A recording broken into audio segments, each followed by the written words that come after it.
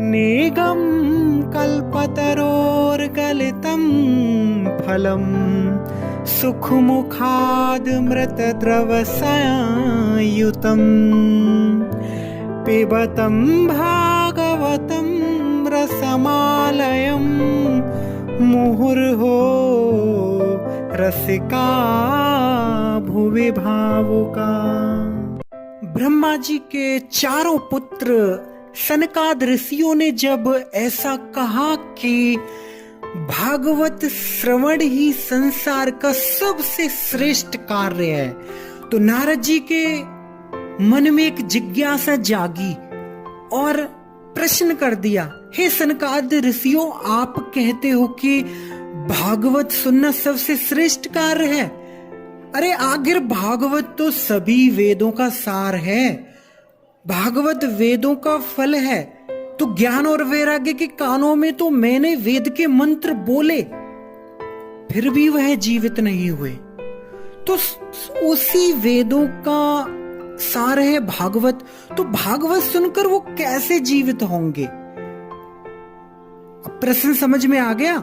भागवत तो मूल वेदों से निकला हुआ है ना, तो जिससे भागवत निकला है, तो वेदों के मंत्र जब उन्होंने सुने फिर भी वो जीवित नहीं हुए, तो जिस वेदों से भागवत निकला है वो भागवत सुन के कैसे जीवित होंगे? समझ नहीं आ रहा मुझे कुछ। तब सनकादिक ऋषि कहते हैं, हे नारद, ये जो वेद है ये वेद है वृक्ष के समान, और भागवत है उसी वृक्ष का एक हिस्सा, एक पार्ट। क्या होता है? फल।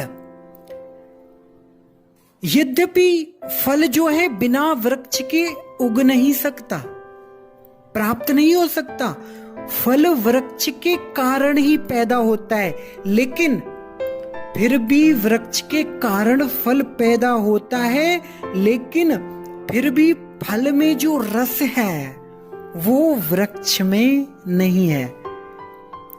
वृक्ष की डाली को खाने से, पत्तों को खाने से, वृक्ष की जड़ को खाने से उतना रस नहीं है जो रस उस वृक्ष के छोटे से पार्ट फल में है। ठीक उसी प्रकार ये सार वेद जो है यदि वृक्ष के समान है, तो उसका मधुराति मधुर जो रसमयी फल है वो है श्रीमद् भागवत महापुराण। उस वृक्ष का ही फल है। लेकिन वृक्ष को खाकर, अगर कोई वृक्ष को, पूरे वृक्ष को मान लीजिए आपने उसको भूसा कर लिया, उसको मशीन में कूट कूट के उसको खाया जाए, तो शरीर में उतना पोषण नहीं निकलता, शरीर में उतनी जान नहीं आती जितना उस वृक्ष पर उगने वाले फल को खाकर मिलता है पोषण हमें। दूसरा दृष्टांत दिया उन्होंने गन्ने का। गन्ना जो है ना, उसको खाओगे तो मीठा लगता है, लेकिन उसी गन्ने के रस को जब उबाला जाता है, उबाल के गुड़ बनाया जाता है, तो उस गुड़ से, उस गन्ने के रस से कई गुना मीठा लगता है वो गुड़।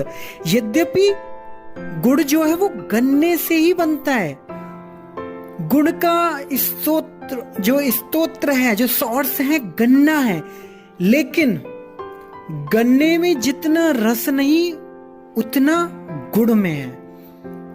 ठीक उसी प्रकार भागवत का स्तोत्र जो सोर्स है वेद है, लेकिन वेद में जितना रस नहीं उतना भागवत में है।